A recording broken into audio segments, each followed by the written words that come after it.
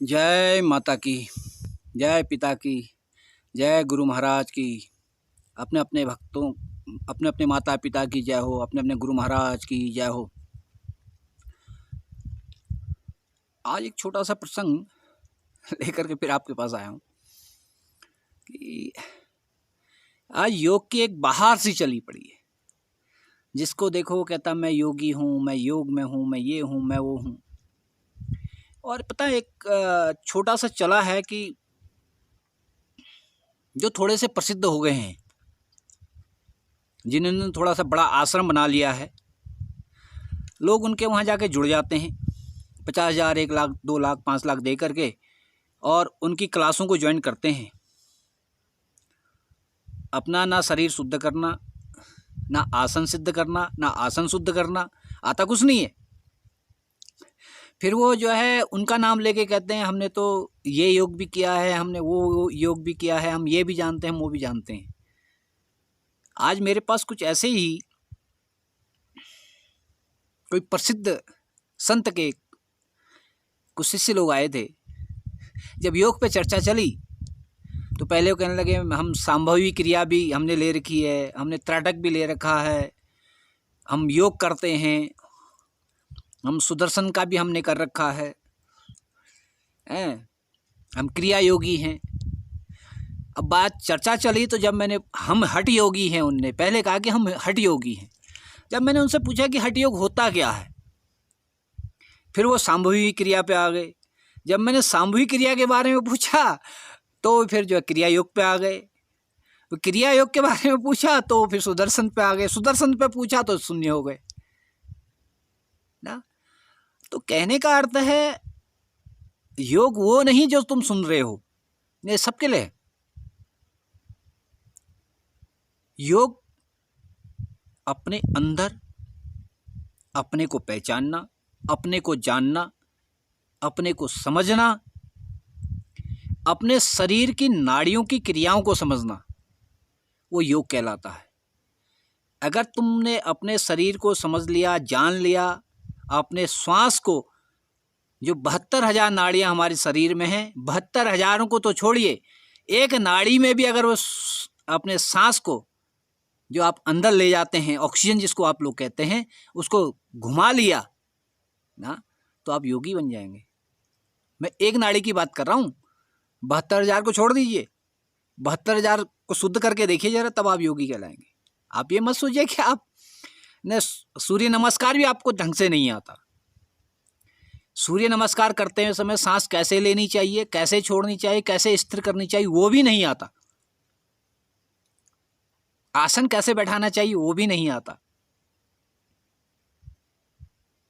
पहले तो आसन सिद्धि होती है।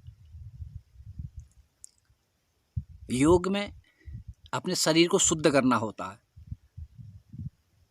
फिर अपने मन को शुद्ध करना होता है, फिर अपने मस्तिष्क को शुद्ध करना होता है। तब आप इस ब्रह्मांड में चेतन अवस्था में रहेंगे, तब इस ब्रह्मांड से जो भी चाहेंगे वो पा सकते हैं। समझ गए? हठ योग बहुत कठिन है। हठ योग इसलिए कभी कहते हैं कि बाल हठ, त्रिया हठ और जोग हठ, ये 3 हठ जो है संसार में सबसे प्रभावशाली माने गए। बाल हठ का अर्थ है बालक ने जो जिद कर ली वो बालक पाके रहता है अपने माँ बापों से। माँ बाप इतने मजबूर हो जाते हैं कि वो देते ही देते हैं। समझ रहे? तो हठ योग में भी यही है। अगर आपने अपने इष्ट से, अपने गुरु से कुछ चेष्टा कर ली पाने की, तो आप बैठ गए तो बैठ गए, तो उठना नहीं है। सॉरी। उसमें अपने गुरु को, अपने इष्ट को इतना मजबूर कर दिया जाता है कि वो थक हार के, तुम ना जो करता है वो नहीं हारता, कि वो हार जाते हैं थक हार के प्रेम भाव में कि यार अब ये नहीं मानता, ये कहीं मर जाएगा या विलाप हो जाएगा, मेरी बदनामी होगी, तो वो ईष्ट, वो गुरु अपने को हारा मान के उसकी आवश्यकता या उसने जो भी मांगा है उसकी पूर्ति करते हैं। वो हठ योग है। उसमें आपका तन, मन, मस्तिष्क कितना शुद्ध है वो डिपेंड करता है। आप कितने कठिनाई से उसको कर सकते हैं वो डिपेंड करता है। उसमें 6 महीने भी लगते हैं, 9 महीने भी लगते हैं, 1 साल भी लगता है, 12 साल भी लगते हैं, 14 साल भी लगते हैं। उसे हठ योग जो है 12 साल में सिद्ध होता है। समझ में आया? हठ योग वो नहीं है कि आप 2 दिन में सिद्ध कर लेंगे। समझ में आया? गुरु गोरक्षनाथ ने 14 साल हठ योग किया था, तब वो सिद्ध कहलाए थे। दादा मत्स्यनाथ ने दोबारा हिमालय भेज दिया था एक छोटी सी गलती पे, उन्होंने कहा 14 साल हठ योग करो। 14 साल तपस्या करी थी, वो थोड़ी सी अपनी क्रिया उनने खराब कर दी, तो दादा मत्स्यनाथ ने उनको दोबारा हिमालय भेज दिया। उसको कम करने के लिए उनने तब जो हठ योग की उत्पत्ति कराई। उनने कहा इस आसन पे हठ योग करोगे तो उसका मैं कुछ आयु जो वर्ष है कुछ कम कर दूंगा, नहीं तो 14 साल का है। समझ रहे हैं? तो आसान नहीं है योग को करना, तो समझो पहले योग को। और त्राटक लोग कहते हैं हम त्राटक कर रहे हैं। त्राटक का अर्थ ही नहीं समझते, कहते हम सूर्य त्राटक कर रहे हैं। सूर्य को एक टक देख सकते हो? इतनी हिम्मत है तुम्हारी सूर्य की को एक टक देखने की? देख पाओगे? आंखें अंधी हो जाएंगी। तो उसकी प्रक्रिया है, कैसे कैसे उसको किया जाता है, तब भ्रकुटी चेतन होती है, तब आप कुछ कर सकते हैं। तब योगी योग माया से कुछ करता है। सुदर्शन चक्र के लिए बारे में कहते हैं, सुदर्शन चक्र जानते हैं क्या है? सुदर्शन का अर्थ क्या है?